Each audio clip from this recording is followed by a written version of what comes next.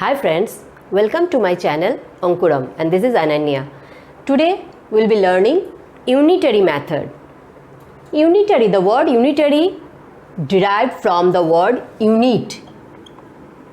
Unit means one, for one. So what is this unitary method?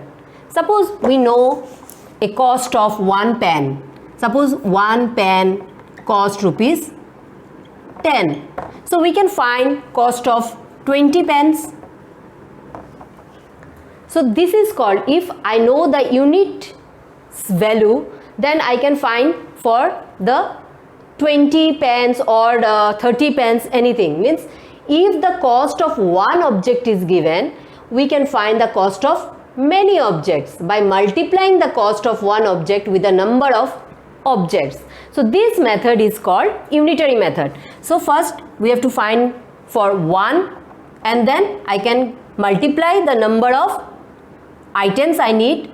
So this is 20 means rupees 10 into 20, that is 200. So I can find out the cost of 20 pens also. So this method is called unitary method. For solving the problems based on unitary method, we have two types of proportion. One is direct proportion, the other is inverse proportion. Now coming to what is direct proportion. Coming to direct proportion. For two quantities x and y, if the value of y increases with the increase in the value of x, then the two quantities x and y are said to be in direct proportion. Means if the value of x we keep on increasing, then the value of y is also going to increase. So this is called direct proportion, and which is written as x varies y.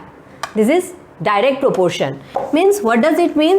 Suppose x has the values x1, x2, x3 and it will go on, and y has the values y1, y2, y3, like that. Though that means x1 by y1 is equal to x2 by y2, x3 by y3 is also, this is a constant.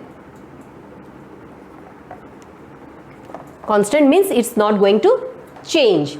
So this is called direct proportion. Means if the value of y is increasing with the increase in x, then this is called direct proportion. Now for inverse proportion, what is that? For two quantities x and y, if the value of y decreases with an increase in the value of x, then the two quantities x and y are said to be in inverse proportion. Means if x increase, if we increase x, y will decrease. So this is called inverse proportion. How it is written?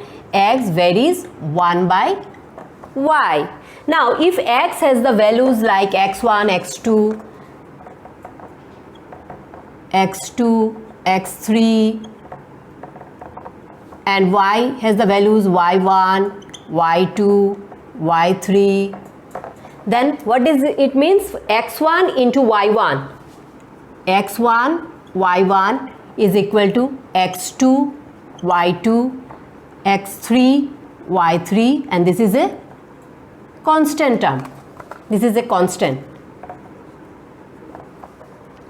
So this is called inverse proportion. For inverse, see, normally what we used to do, these two multiply, x and y, one is the constant here. So x1, y1, x2, y2, x3, y3. This is inverse proportion, means x1, y1, x2, y2, x3, y3 is a constant. For direct proportion, x varies to y means x1 by y1 is equal to x2 by y2. This will come below.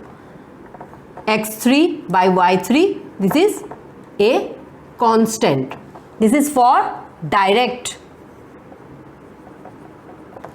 proportion. This is for direct proportion and this is for inverse proportion. Now let us consider examples now.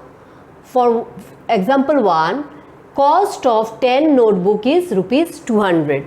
find the cost of 15 notebooks. So here cost of 10 notebook is given, not the one. So what we need to do? Solution 1. Cost of 10 notebook is equal to rupees 200. So what is the cost of one notebook? It must be less, because 10 notebook cost rupees 200. So for one notebook it should be less. So what is that? 200 by 10. Less means we need to do division, because this is direct proportion. Now then, what is the cost of 50 notebooks? This is equal to rupees 20. So this is rupees 20 into 15, 30, 300. So 300 is the cost for 15 notebooks. So this is for direct proportion. Now for the next example, what is that? 6 persons can do a work in 8 days. How long will it take 12 persons to do that piece of work? See, if 6 persons can do a work in 8 days, one person, it will take more time. So this is inverse proportion. Why? Because if one is increasing, the other is decreasing. 6 persons can do a work for 8 days. One person is, it will take more days to complete the work. So 6 persons can do a work in 8 days. Therefore one person can do the same work in how many days? More days, means 6 into 8. Here they will take 6 into 8 days, that is 48 days. So how long will it take 12 persons to do the piece of work? 12 persons can do the work in how many days? One person can do it in 48 days. So 12 persons need less time. So 48 by 12, 4, that is 4 days. So the first one is example of direct proportion. This is for inverse proportion. See, when 6 persons can do the work in 8 days, for one person it is increasing. So this is inverse proportion. 12 persons can do the work in 4 days. So it is again for one person how many days? 48 days. 12 persons, when one is increasing to 12, 48 days is coming down to 4 days. So this is the example of inverse proportion. Now one more example. A car covers 120 km in 3 hours. How much time is required to cover 20 kilometers with the same speed? And the second one is find the distance covered in 5 hours with the same speed. Now what is the formula for speed? Speed equal to distance by time. Distance travelled by the time taken. Now coming to this solution 1. What is this? How much time is required to cover 20 kilometers with the same speed? Here kilometer, distance is given and I need the time. So which one is given? Should be comes first. So 120 kilometer. A car covers 120 kilometer in 3 hours. This is given.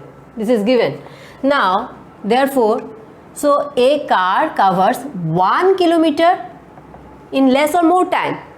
120 kilometer covers in 3 hours. So 1 kilometer will cover in less time. So 3 by 120, that is 40. Now what is given? 20 kilometers. So a car covers 20 kilometer in 1 by 40 into 20 means 2. That means half hour. Half hour means 30 minutes. Solution 2. Find the distance covered in 5 hours. Here time is given and we need the distance. So 3 hours. In 3 hours a car covers 120 kilometer. 120 kilometer will come in the last part. Why? Because we need to find out the distance. In 1 hour a car can cover.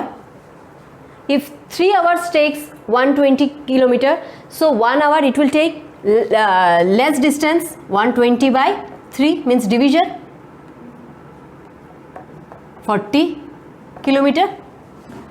So in 5 hours a car covers 40 into 5 kilometer, that is 200 kilometers. Thank you.